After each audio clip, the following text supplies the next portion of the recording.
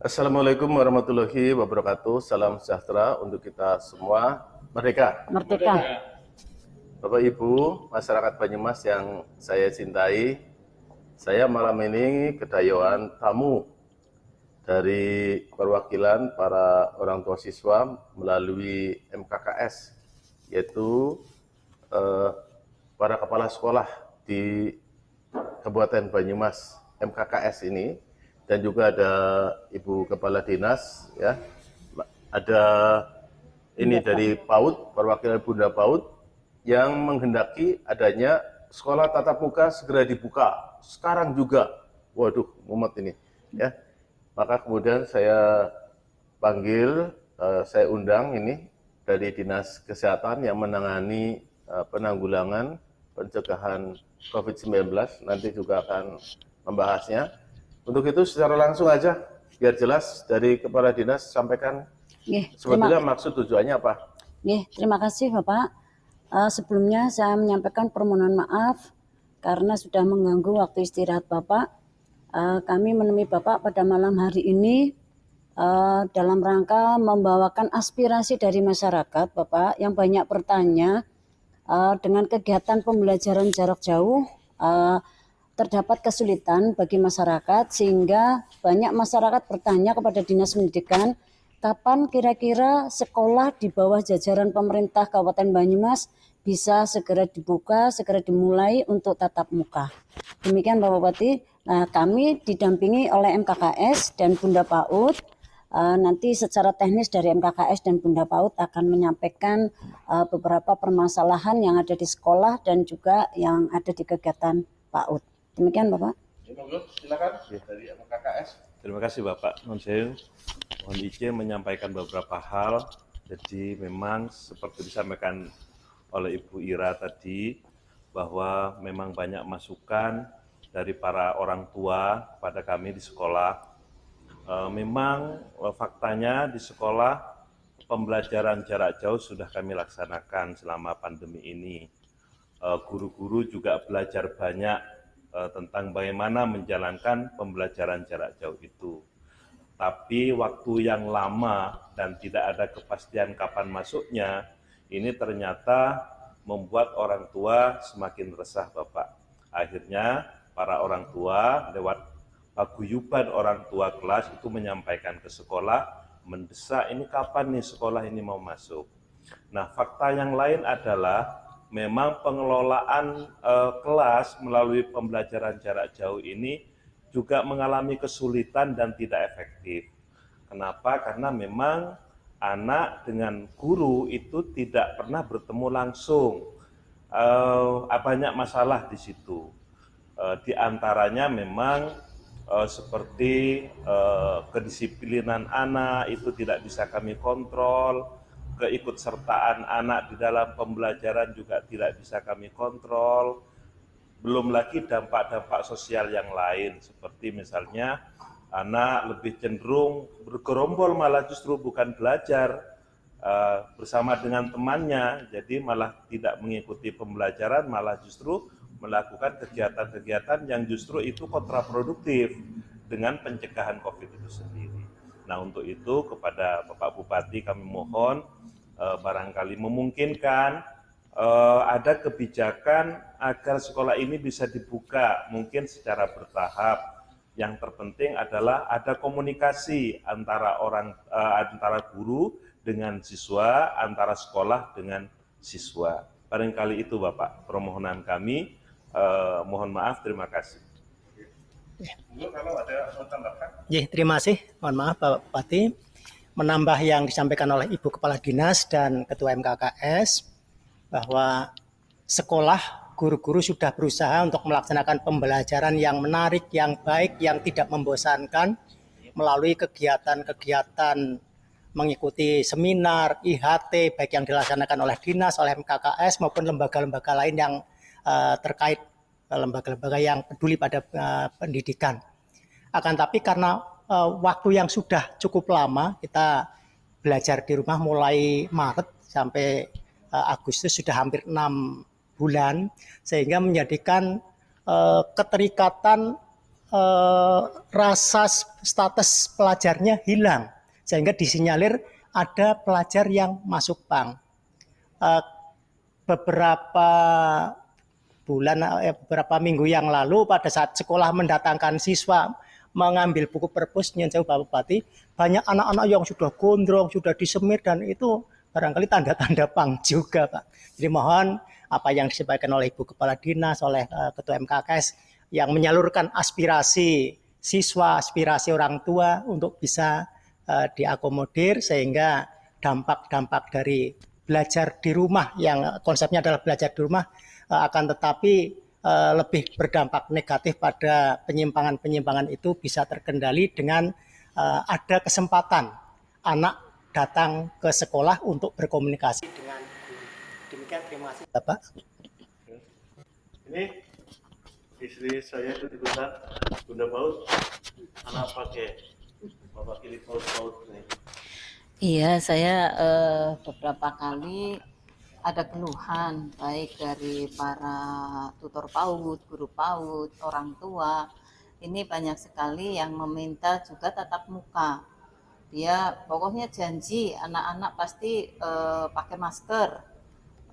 Pokoknya kita siap untuk mengawal anak-anak. Yang kedua, bimba-bimba AIUEO ini dibuka, sementara PAUD nggak boleh, tetapi bimba-bimba ini di beberapa wilayah ini dibuka, dan padahal ini kan tidak berizin ya Bu Ira, tidak berizin.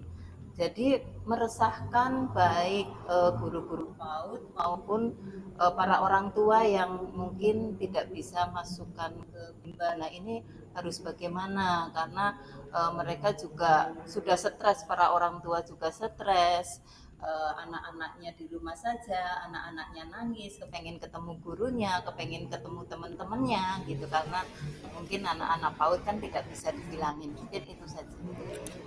Oke. Untuk lebih jelasnya, saya ingin pendapat dari Dinas Kesehatan. Tegas saja nih, mereka minta untuk sekolah tatap muka segera. Jawabannya itu bagaimana nih? Kondisi di lapangan tentang penanggulangan COVID sekarang. Ya, sebelumnya mohon maaf Pak Bupati, kami perlu menginformasikan kepada Bapak, kepada Bu Ira, kepada MKKS dan Bunda PAUD bahwa kasus positif COVID sampai sekarang masih terjadi terus, dan sudah kita hitung RT-nya, angka reproduksi virusnya masih di atas 1, artinya menurut WHO kalau masih di atas 1, pandemi COVID belum terkendali. Kemudian angka positivity rate-nya juga kita hitung, Banyumas sekarang rata-rata memang di bawah 5, karena ketentuan WHO kalau di bawah 5 sebenarnya sudah risiko rendah. Tapi pernah meningkat sampai 12, karena kejadiannya juga kadang-kadang begitu ada hasil positifnya banyak. Kemudian yang ketiga, pertimbangan kedisiplinan masyarakat. Ternyata operasi masker juga Pak Bupati menemukan yang positif swabnya tiga orang ya. Atas dasar itu Bapak, kami memberikan masukan secara epidemiologi di Kabupaten Banyumas bahwa kami belum bisa merekomendasikan atau mengizinkan bahwa anak sekolah bisa masuk sekolah dulu, ya, Bapak. Tegasnya itu tidak boleh atau belum boleh? Belum boleh, Bapak. Belum boleh. Karena akan kita evaluasi ke depan, 14 hari ke depan semenjak tanggal 30, kalau memang nanti angkanya semakin membaik, bisa dipertimbangkan pada 14 hari ke depan mungkin harus dibuka secara bertahap, Bapak. Oke. Ada ketentuan-ketentuan tertentu. Ngaten, Bapak? Oke. Jadi jelas sekarang dapat saya simpulkan bahwa satu, kita sudah mendengar langsung keluhan dari orang tua murid dan juga para guru. Bapak Ibu semuanya menghendaki sekolah tatap muka di dalam kelas untuk bisa segera dimulai. Tetapi saya juga menimbang kondisi real sekarang dari Dinas Kesehatan belum memungkinkan atau sekarang itu tidak boleh. Tapi siapa tahu nanti setelah 14 hari itu boleh. Oleh sebab itu beriringan ya sambil menunggu 14 hari ke depan, saya minta dipersiapkan aja ya. Nanti keputusannya nanti. Jadi strateginya begini. Nanti hari Senin berarti tanggal 10 ya. Ini tolong dari para guru kepala sekolah ini juga dari Dinas Pendidikan ya, dari Dinas Kesehatan bersama-sama membentuk taswas atau tim ya. Tim untuk membuat SOP. Presentasikan di depan saya. Yang pertama adalah kemungkinan besar satu sekolah tapi lapang, sekolah lapang dari sekolah di alam ya. Itu untuk pembinaan karakter. Itu serasa bisa. Yang kedua adalah home visit, guru yang datang ke rumah-rumah murid dengan jumlah maksimal 5 orang ya. Kemudian yang ketiga, kemungkinan ada tatap muka di dalam kelas, dengan kelasnya harus dicek dulu bahwa sirkulasinya itu lancar, bagus, dan tidak pakai AC. Juga tidak boleh ada meja, ada kursi-kursi aja. Nanti dicek, harus sesuai dengan keputusan 4 menteri. Ya. Itu harus dipenuhi betul. Dan jumlah kapasitasnya itu maksimal 1/3 dari kapasitas yang ada biasa. Itu misalnya biasa 30, maka itu menjadi 10 orang, 10 aja per kelas ya. Itu sesuai dengan instruksi Pak Gubernur ya. 10 aja per kelas ya. Kemudian itu tolong buat SOP-nya juga.